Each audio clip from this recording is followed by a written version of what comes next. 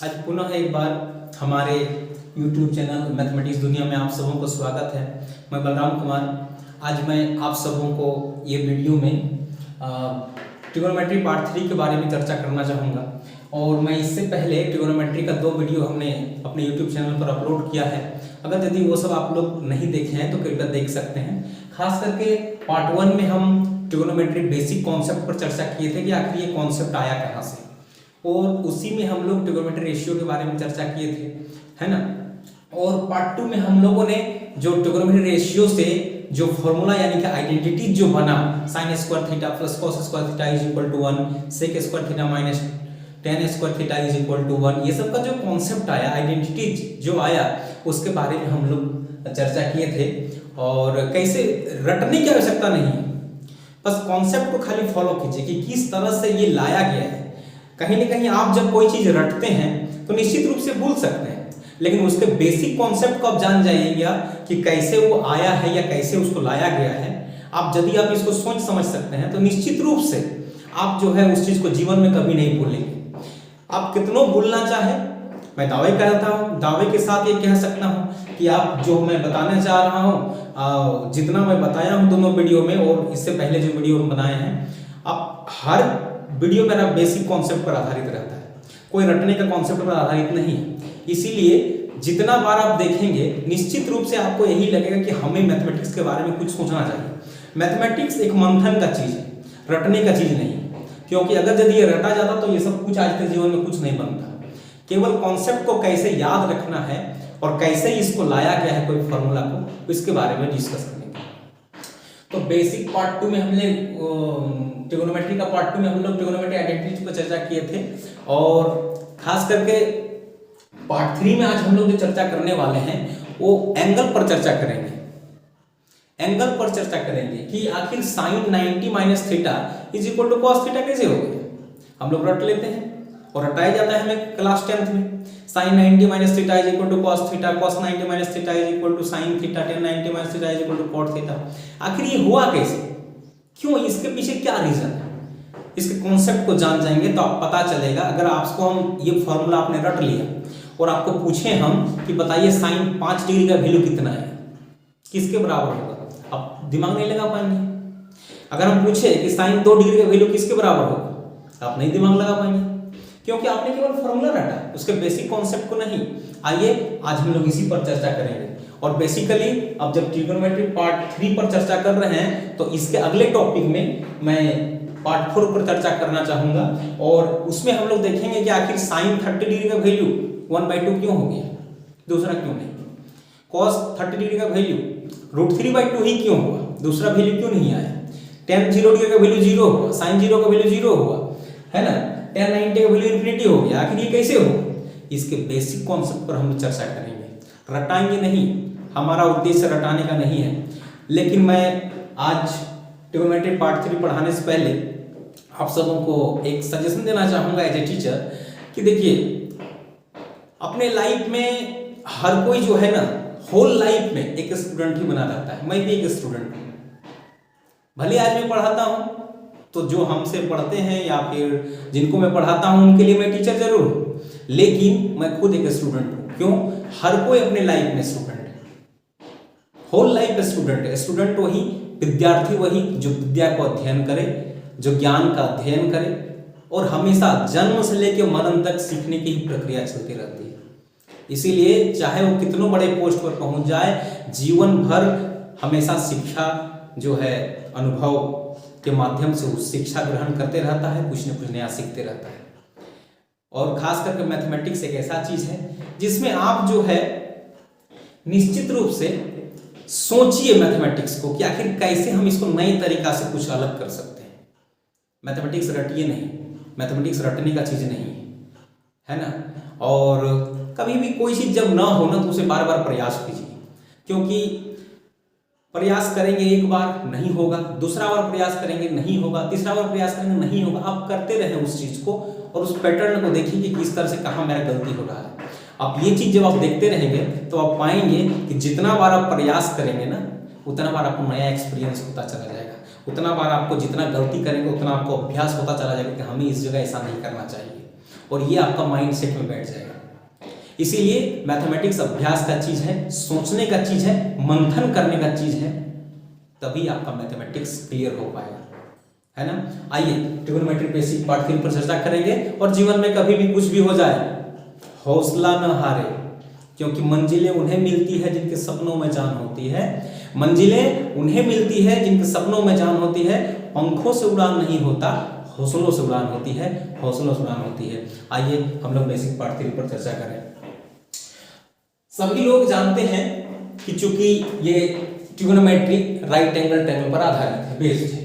तो चलिए सबसे पहले हम एक राइट ट्रायंगल बना लिए। जैसे ही हमने राइट ट्रायंगल बनाया तो एक एंगल जो है वो 90 डिग्री रहेगा, अकेले 90 डिग्री।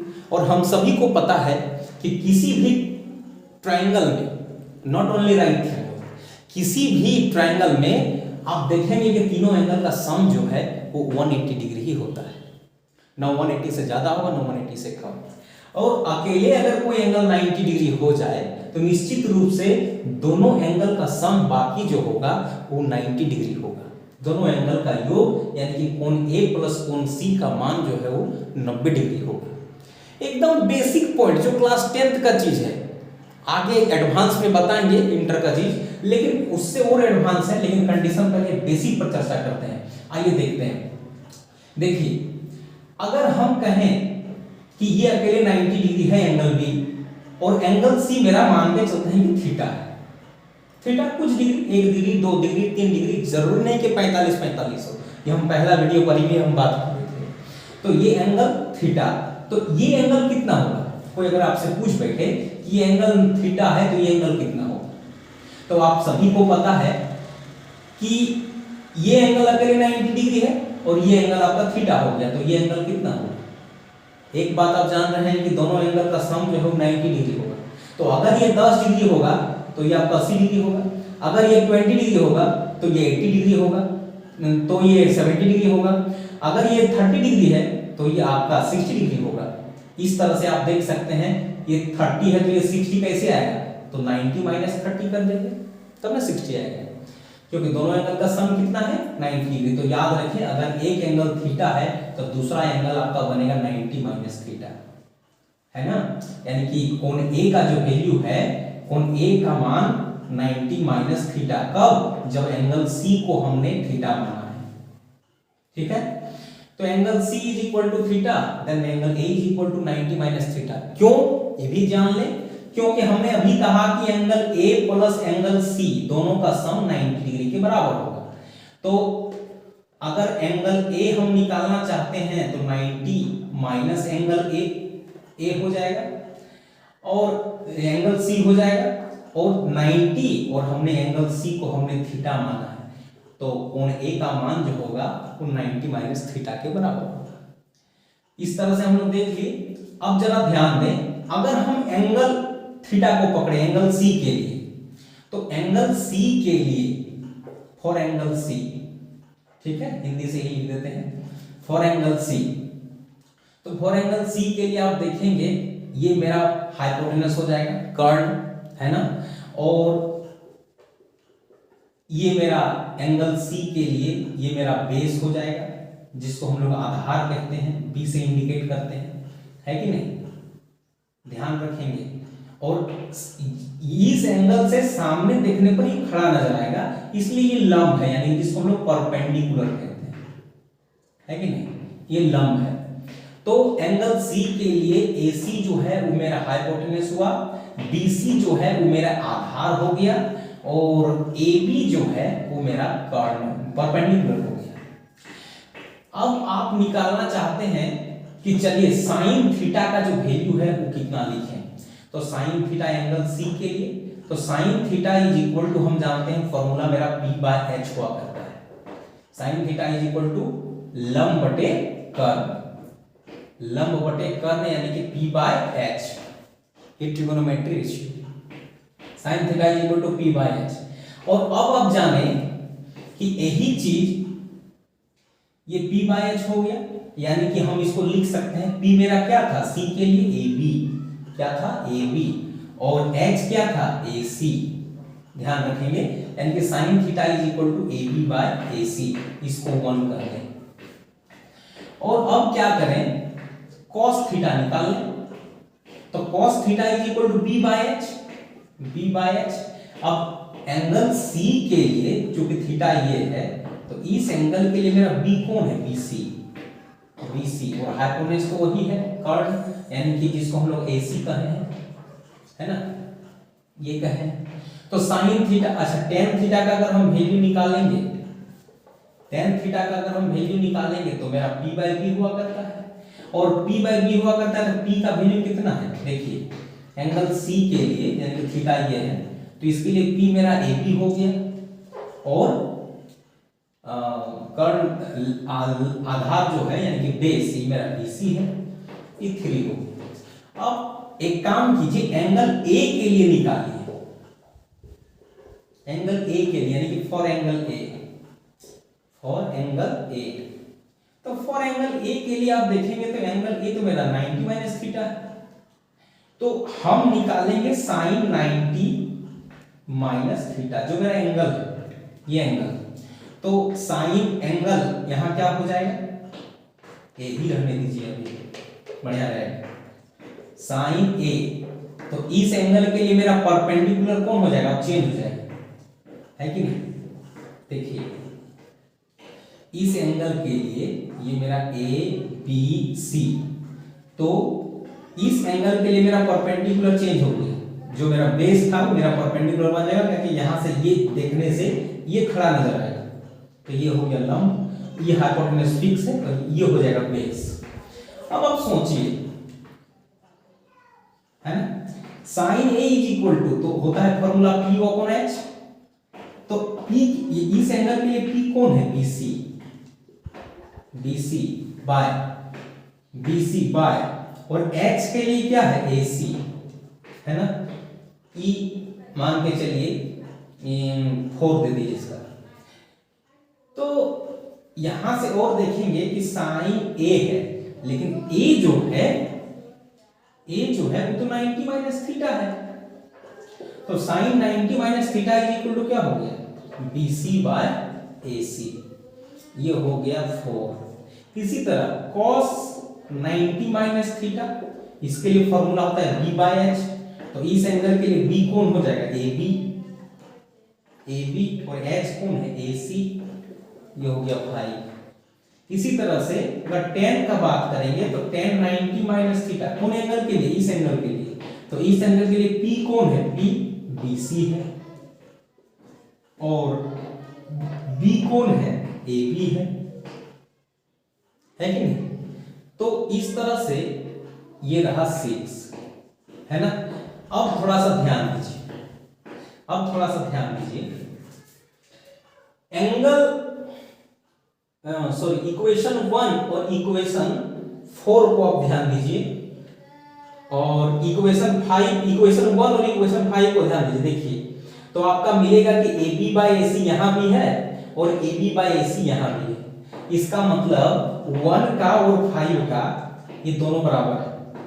देखिए AB by AC, AB by AC, ये इक्वेशन 4, यानी कि हम लोग लिख सकते हैं फ्रॉम 1 and 5 implies that, देता है 1 and 5 क्या दिया, तो 1 and 5 दे रहा है कि AB बाई AC दोनों बराबर है। तो यदि ये चीज इसके बराबर है, दाहिना वाला चीज, तो इसका मतलब बायां वाला चीज भी बराबर होगा। तो आप देख सकते हैं यहां पर ये दोनों जो बराबर होगा, तो मेरा साइन थीटा बराबर हो जाएगा cos 90 माइनस थीटा। क्या हो गया, साइन थीटा बराबर cos 90 माइनस थीटा। देखिए आ गया।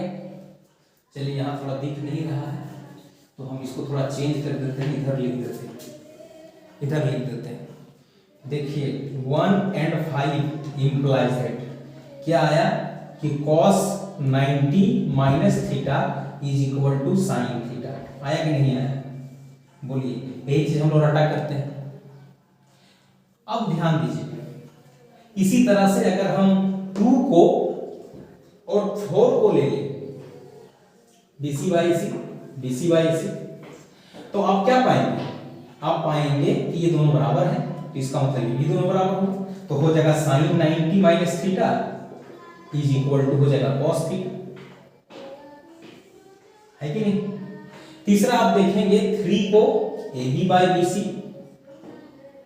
है ना, ये tan थीटा, और चूंकि एक काम कीजिए यहाँ tan है और एक ले लीजिए कॉट का भी ले लीजिए, कॉट थीटा, तो कॉट थीटा इस एंगल के लिए क्या हो जाएगा, cot theta b by P, तो b कौन है इसका, BC है, और p कौन है, AP है।